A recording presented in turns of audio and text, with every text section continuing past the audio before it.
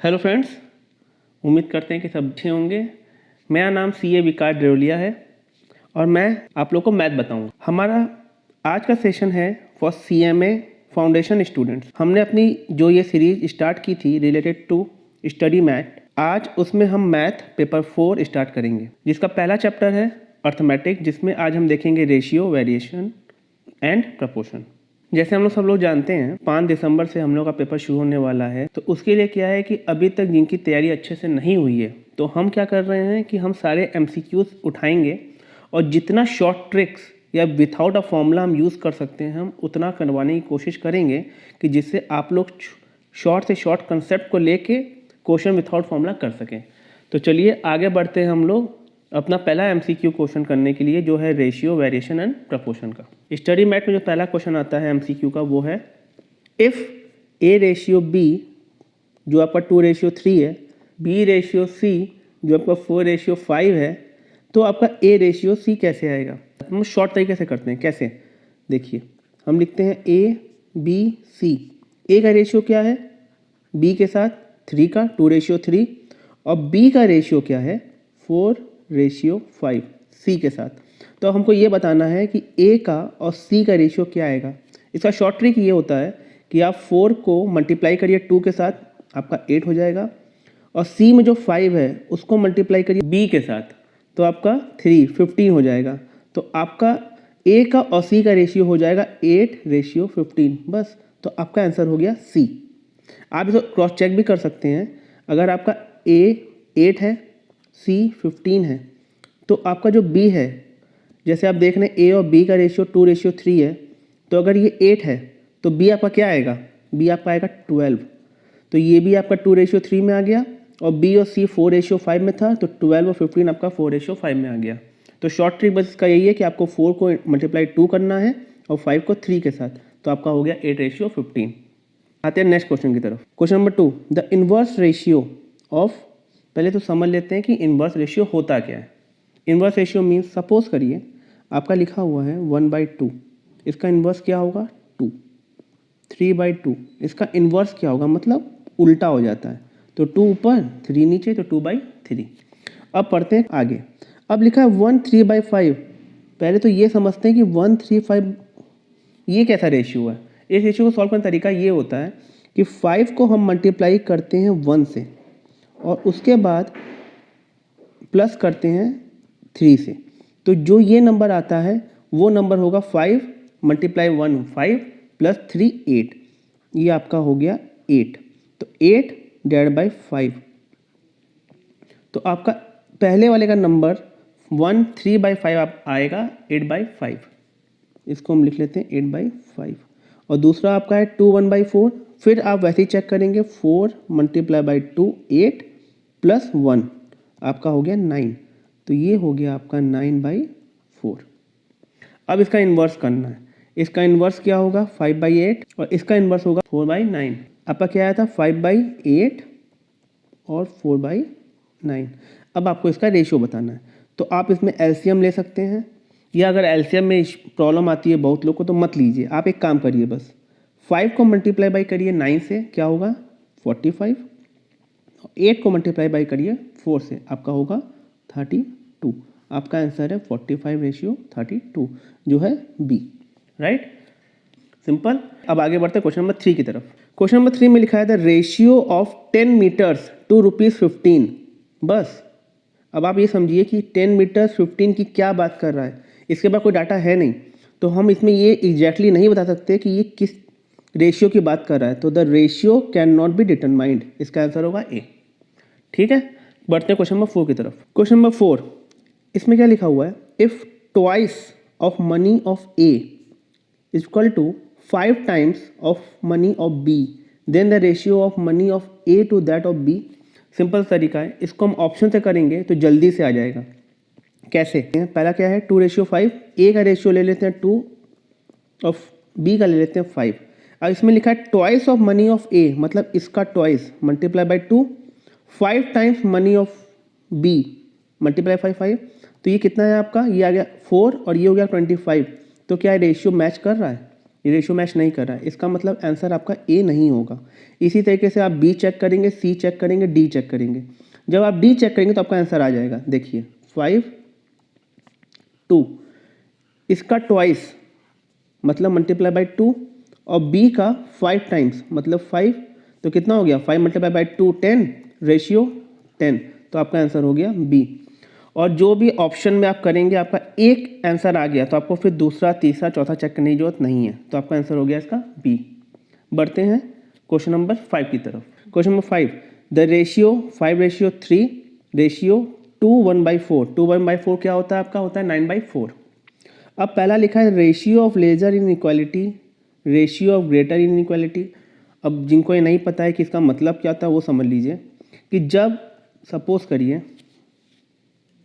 ए ratio B लिखा है, जब आप ए को बी से डिवाइड करेंगे और आपकी वैल्यू 0 पॉइंट या 1 से लेस आती है तो वो लेजर होता है, और जब आपकी पॉइंट 1 से ज़्यादा आती है तो वो ग्रेटर होता है। तो आपको बस ये चेक करके बताना है कि इन सब में से चारों ऑप्शन में से क्या सही है।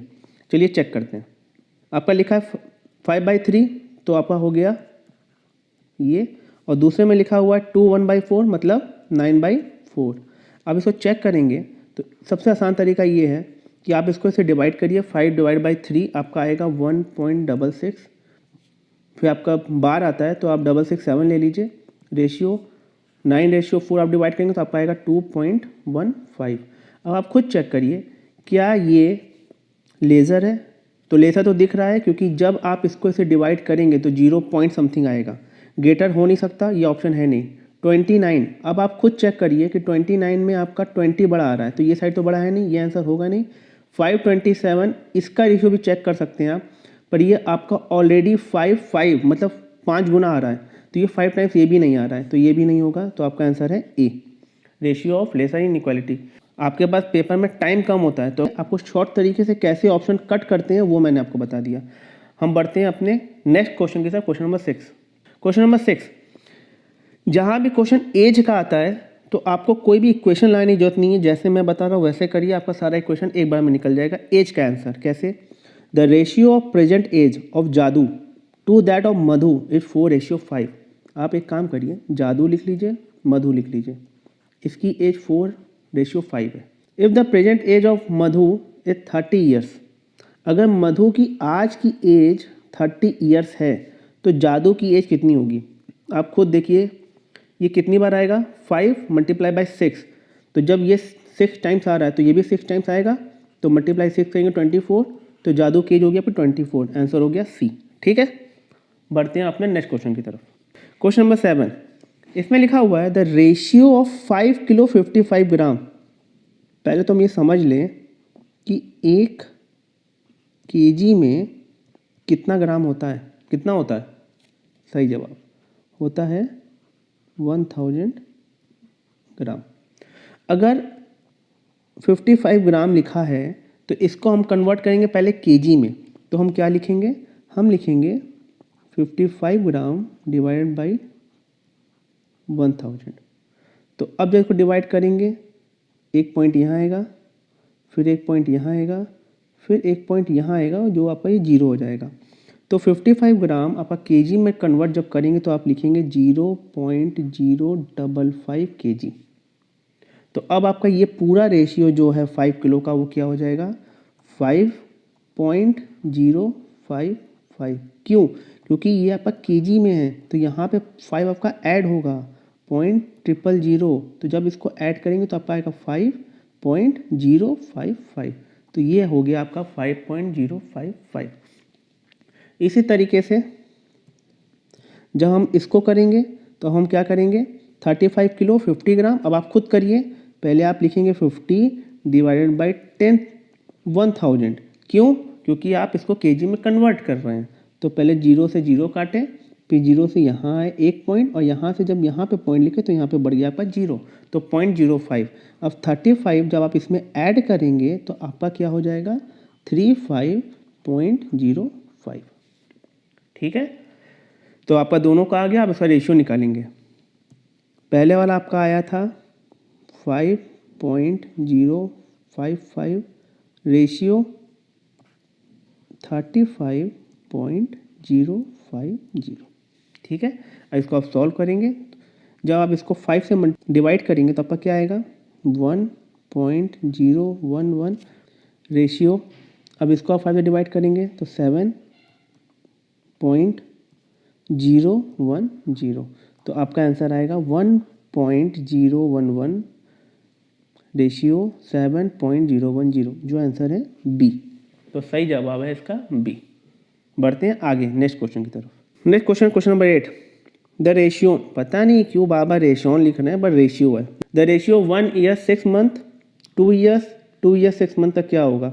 पहले आप ये समझ लीजिए 6 मंथ का मतलब क्या होता है रेशियो के टर्म में। 6 मंथ को जब भी आप डिवाइड करेंगे तो आप डिवाइड करेंगे 12 मंथ से, तो ये आपका हो जाएगा 0.5। तो 6 मंथ मीन्स 0.5। तो इसको आप लिखेंगे 1 ईयर 0.5 रेशियो 2 ईयर्स लिखा ही हुआ है आपका रेशियो, फिर से 2 ईयर 6 मंथ है 2 रेशियो 0.5। अब इसका आपको रेशियो बताना है, तो आप पहले पॉइंट तक हटा देंगे तो आपका हो जाएगा 15 रेशियो 20। क्यों? क्योंकि जब आप पॉइंट यहाँ से हटाएंगे तो यहाँ पे एक जीरो बढ़ाएंगे, तो 20 रेशियो 25। अब आप इसको 5 से डिवाइड कर दीजिए, 3 रेशियो 4 रेशियो 5 आपका आंसर है। तो आपका आंसर यहाँ पे कहाँ दिख रहा है 3 रेशियो 4 रेशियो 5, आंसर है ए 3 4 5। सिंपल है। अब बढ़ते हैं नेक्स्ट क्वेश्चन की तरफ। क्वेश्चन नंबर 9 में लिखा है if half of the money of a is equal to 1/3 money of b is equal to 1/4 money of c, तो आपका ए बी सी का रेशियो क्या आएगा। अब आप एक चीज़ चेक करिए, पहले आराम से लिख लीजिए। ए आपका कितना है हाफ इक्वल टू, बी आपका है 1/3 ऑफ बी, आप ए और बी लिख सकते हैं, इक्वल टू आपका 1/4 ऑफ सी। ये सब बराबर आने चाहिए। तो अब सबको बराबर करने के लिए इक्वल टू का मतलब क्या होता है, ये जो आएगा वही ये आएगा, जो ये आएगा वही ये आएगा। तो आप ए को 2 मान लीजिए, बी को 3 मान लीजिए, 4 को सी मान लीजिए। तो इससे क्या होगा 2 से 2 कट जाएगा, 3 से 3 कट जाएगा, 4 से 4 कट जाएगा। तो आपका सब बराबर हो जाएगा 1 के। तो आपका आंसर हो जाएगा 1 = 1 = 1। तो आंसर क्या हो गया आपका, ए आपका 2, बी आपका 3 और 4 आपका सी। तो आपका आंसर हो गया ए 2 रेशियो 3 रेशियो 4। बढ़ते हैं अपने लास्ट क्वेश्चन की तरफ, क्वेश्चन नंबर 10। क्वेश्चन नंबर 10 में क्या लिखा हुआ है, some money is distributed between A and B in the ratio 2:3। ठीक है, एक बार लिख लेते हैं कि ए बी को हमने 2:3 में कुछ मनी डिस्ट्रीब्यूट कर दिया। ए ने रिसीव किया है 72, तो बी ने कितना रिसीव किया। यही क्वेश्चन हमने ऊपर भी किया था, हमने ऊपर यही क्वेश्चन किया था।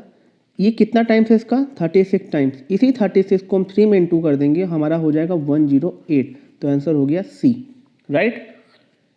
तो इसी क्वेश्चन के साथ पहले पार्ट का रेशियो वेरिएशन एंड प्रपोर्शन का क्वेश्चन कंप्लीट हो गया एमसीक्यूज का। अब आप देखेंगे जो भी क्वेश्चन है कितने शॉर्ट ट्रिक से और आराम से हो सकते हैं, आपको कोई भी finding the value of x निकालने की जरूरत नहीं है।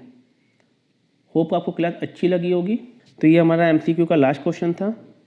इसी तरीके से आप सारा क्वेश्चन करिएगा शॉर्ट ट्रिक से, तो आपका सारा क्वेश्चन आराम से हो जाएगा और पेपर भी अच्छे से निकलेगा। आज के लिए सिर्फ इतना ही। हम मिलेंगे अब नेक्स्ट क्लास में अपने एसआई और सीआई के साथ, simple interview compound interview question के साथ। अगर कोई भी क्वेश्चन में प्रॉब्लम आएगी या समझ में नहीं आएगा तो प्लीज़ कमेंट बॉक्स में जो कमेंट करिएगा और पूछिएगा, आपको मैं उसका रिप्लाई कर दूंगा। ठीक है, फिर मिलते हैं अपने अगले क्लास में।